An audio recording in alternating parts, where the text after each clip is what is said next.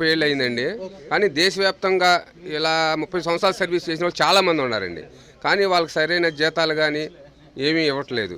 అయితే టయానికి అయితే 9కి స్టార్ట్ అయ్యి 2:30 వరకు చెప్తున్నారు. కానీ వేరే ఈ టైంలో తర్వాత మీరు ఏదైనా కంపెనీ చేయాలంటే ఏ కంపెనీ ఒకటి తీసుకోడండి ఈ టైంలో. ఏరే పని చేయడానికి లేదు ఇక మాకు.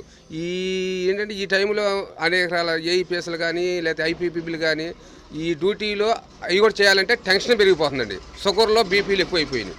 ఇక దీనివల్ల అసలు మేము ఉద్యోగమే చేయలేమనే పరిస్థితిలో ఉన్నాం మేము. అసలు వీళ్ళు అవి చేయకపోతే ఏదో రకంగా టార్చర్ పెట్టే మనస్తత్వం డిపార్ట్మెంట్ వాళ్ళకు ఉంది, ఇదే మన ఆఫీసర్స్కి.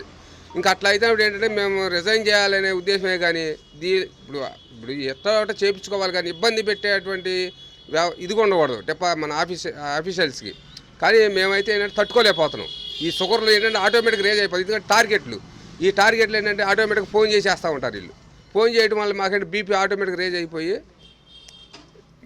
మేము ఇంతటితో అసలు ఈ ఉద్యోగం రిజైన్ చేయాలనే ఉద్దేశంతో ఎక్కువ మంది ఉన్నాం. కానీ మాకు సరిపడు ఈ చేసిన టయానికి సరైన జీతాలే లేవు. కానీ సివిల్ సర్వెంట్ ఇస్తే ఇప్పుడైనా ఉన్నటువంటి యువత కానీ ఇంకా బాగుపడతారని చెప్పేసి ఆశిస్తున్నాం. చూసుకున్నట్లయితే కార్యాచరణ మొత్తము ఎన్ని పోస్టల్ డిపార్ట్మెంట్లో ఉన్న సహా ఉద్యోగులతో కలిసి ముందుకెళ్ళదలుచుకున్నారు. ఇప్పుడు ఇండియా మొత్తం మీద 1,25,000 పోస్ట్ ఆఫీసులు ఉన్నారండి. కానీ 1,51,000 పోస్ట్ ఆఫీసులు ఉన్నాయి, బ్రాంచ్ ఆఫీసులు. కానీ చేసే వర్కర్స్ అయితే 2,75,000 మంది ఉన్నారు. వాళ్ళలో సగం మంది ఎడ్యుకేషన్ పర్సన్స్ తక్కువ. ఇప్పుడు వచ్చే యువత అయితే ఏదో డిగ్రీ చదువుతున్నారు. వీళ్ళు కూడా వాళ్ళతో పాటు చేయాలంటే చేయలేరు కదా. కానీ వీళ్ళకి సీనియారిటీ ప్రకారం జీతం వచ్చినట్టు కొత్త వాళ్ళు కూడా సమానం అయిపోయినాయి. దాని మూలంగా ఏంటంటే అనేక రకాల సమస్యలు, ఈ జీవన విధానంలో ఖర్చులు పెరిగిపోతున్నాయి కాబట్టి రేట్లు పెరుగుతాయి. ఎప్పటికప్పుడుగా రేట్లు పెంచేస్తుంది. ఈ నిత్యావసర వస్తువులు కానీ మనం వాడుకునే వస్తువులు కానీ ఈ సావట్ల జీతం ఈ కొంచెంతోనే సరిపెట్టుకోవాలంటే మటుకి అగులుబొగులు జీతాలు, అగులుబొగులు తిండి. సరైన ఒక వ్యక్తి సరైనటువంటి పొజిషన్లో లేకపోతున్నాడు. ఎందుకంటే ఏదైనా సెలవులు పెడితే జీతం కట్టింగు ఆ రకంగా జరుగుతుందండి.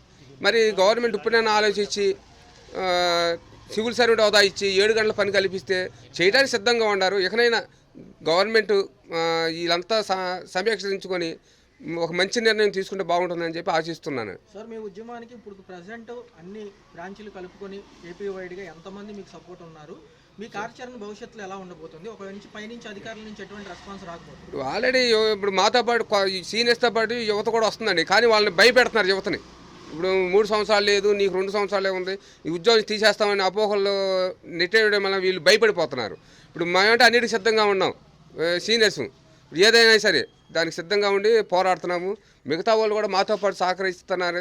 సహకరించే వాళ్ళని ఇబ్బందులు పెడుతున్నారు. ఫోన్లు చేయటం, ఈ ఎంఓస్ కానీ లేకపోతే ఈ ఐపో సెక్షన్లు కానీ ఫోన్లు చేసేసి రప్పించుకొని ఏదో రకంగా చేపించాలనే ఉద్దేశంతో భయపెడుతున్నారండి. మీరు ఇప్పుడు సమ్మె అనుకునే కంటే ముందు ఎన్నిసార్లు మీరు సమావేశం అయింది పై అధికారులతో? అసలు ఏం హామీ ఇవ్వదు? ఇప్పుడు మేము అయితే ఎప్పటికప్పటికే గవర్నమెంట్కి సమీకరిస్తున్నారు నాయకులు.